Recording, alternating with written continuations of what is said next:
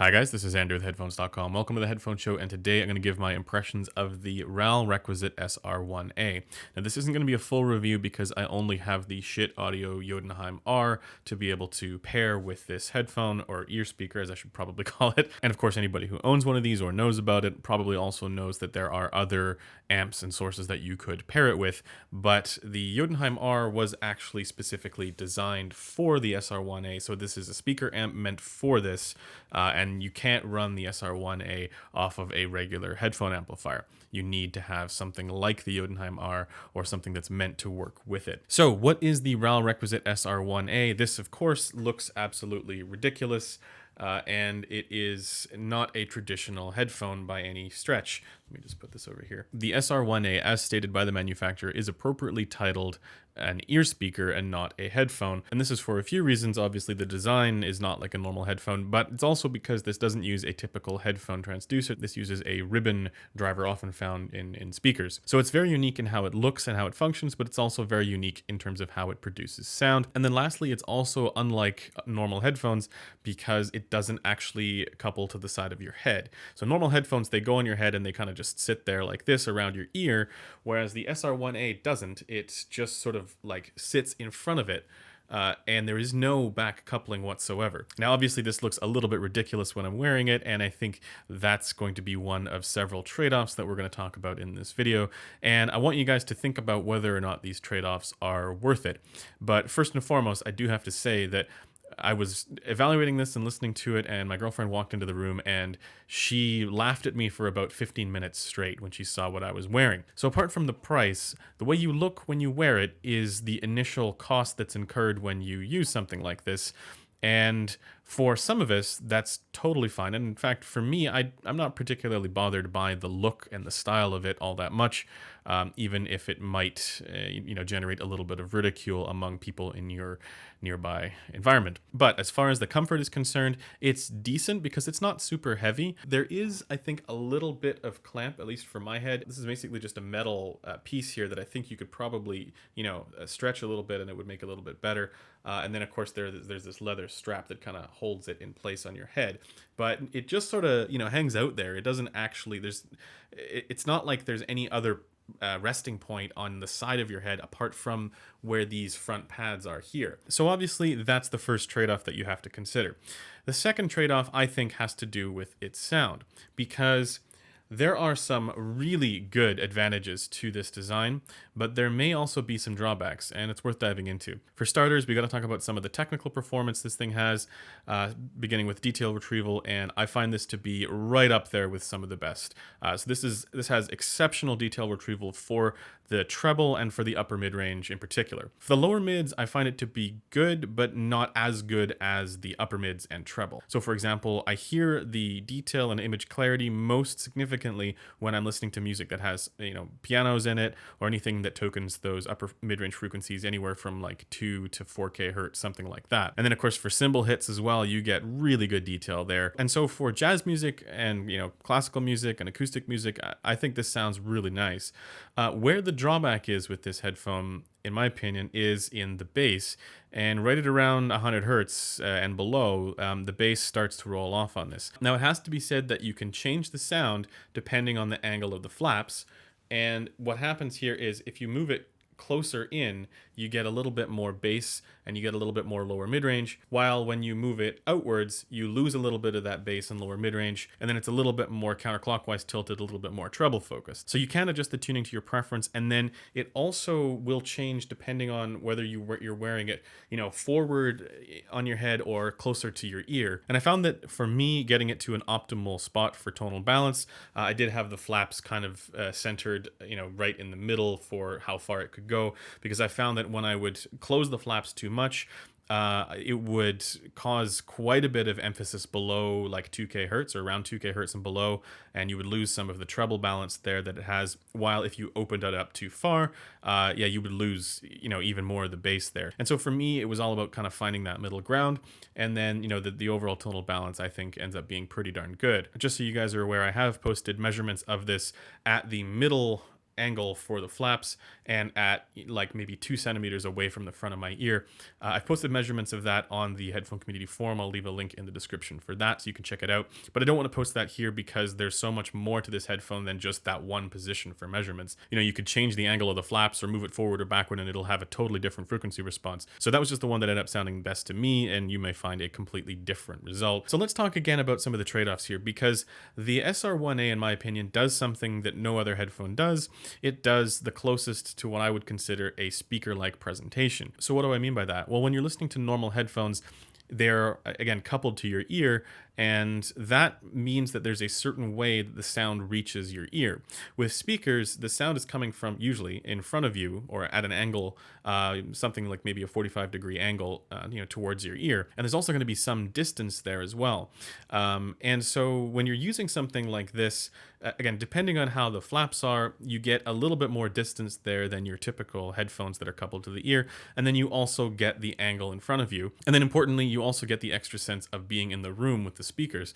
And this is so open sounding that I actually almost felt like I could hear the other side, like the other transducer from behind my head. But again, it gave it that sort of speaker-like presentation where everything sort of felt like it was a little bit more together. Everything was a little bit more presented all at once, rather than the kind of image separation that you might get from, some high-end planar magnetic headphones, for example. Now, speaking of which, the soundstage is also not like typical headphones.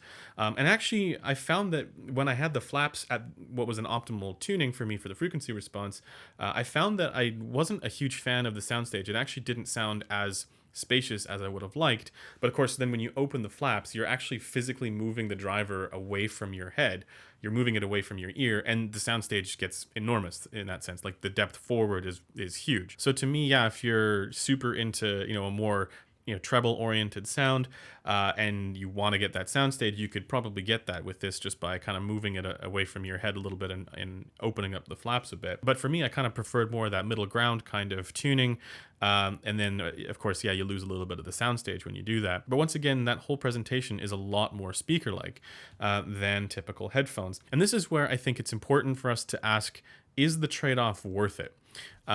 Because I think for some people it absolutely will be. You get ridiculous detail retrieval with this thing. But at the same time, when I listen to this, I'm constantly asking myself that question: do I want my music to be presented like this when I'm listening to what is otherwise headphones? And for me, it might just be because I'm used to that kind of more separated presentation with headphones when I'm wearing headphones, rather than the speaker-like presentation when I might be sitting down at a distance from the speakers or something like that.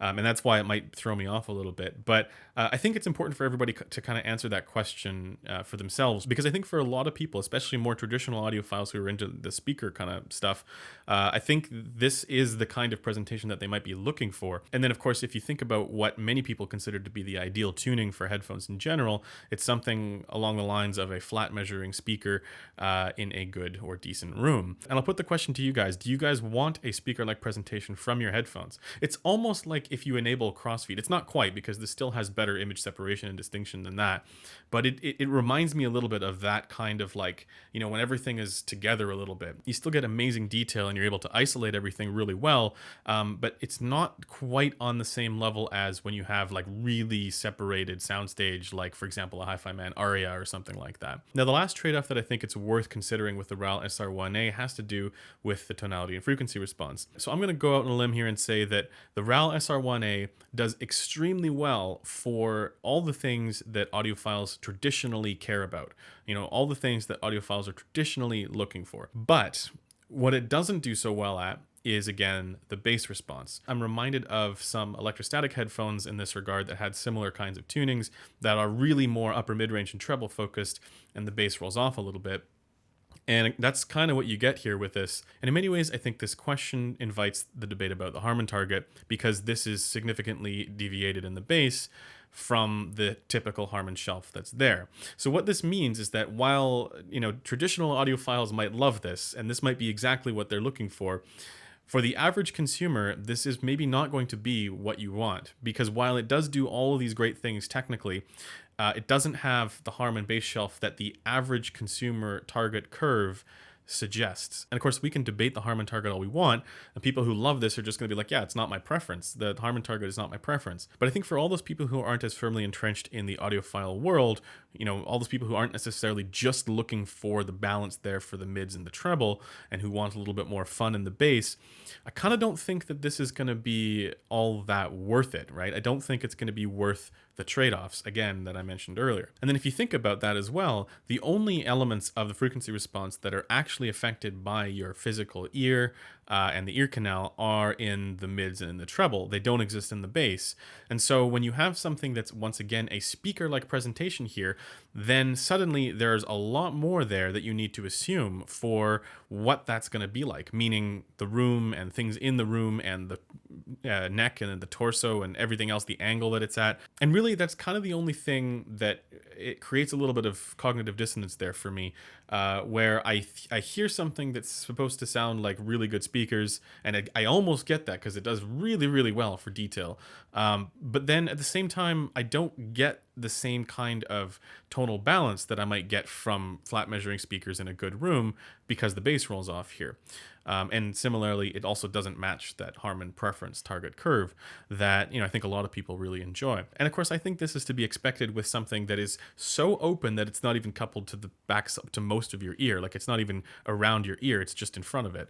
And so it makes a certain amount of sense to me that this tuning is like this from sort of like a what's possible with this kind of design standpoint. But at the same time, I don't know if that is worth it when you can buy, you know, really high-end headphones for a similar price that would give you the flat bass response that you might want, right? The, you know, really well extended bass there that you might want. So yeah, if you're somebody who maybe fits a little bit more closely in that traditional audiophile camp, who really values, you know, the balance there for mids and treble and, you know, really, really crazy detail retrieval, and that's what you're focused on, then yeah, I think the trade-offs for this design and the need for the speaker amp and all this, I think that ends up being worth it. But if you're somebody who knows that your preference lines up a little bit more closely with the Harman bass shelf there, either from 2013 or 2018, then I don't think the trade-offs here are worth it. For the detail and the speaker-like presentation and all the rest of that, you know, I don't know if it's quite worth it if you're looking for that Harman bass shelf, right? So it's probably not for you.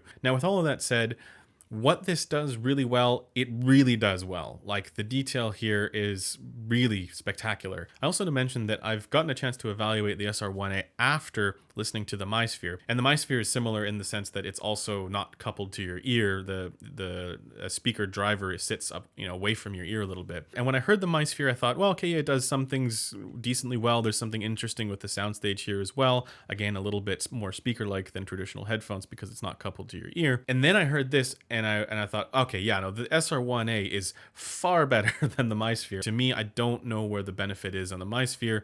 It might be a little more portable because you don't have to have, you know, this kind of amping setup here.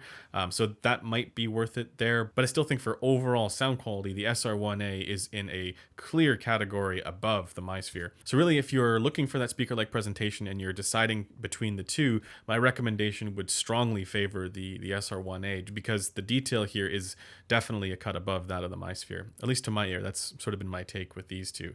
And, you know, the overall tonal balance, I like it better on this as well. So yeah, that does it for my take on the RAAL Requisite SR1a on the Jotunheim R. And of course, maybe these impressions would be different, you know, with a different amplifier. So we'll have to just wait on that as well. But at the moment, that does it for this video. Thanks for taking the time to watch it, and I will see you guys in the next one. Bye for now.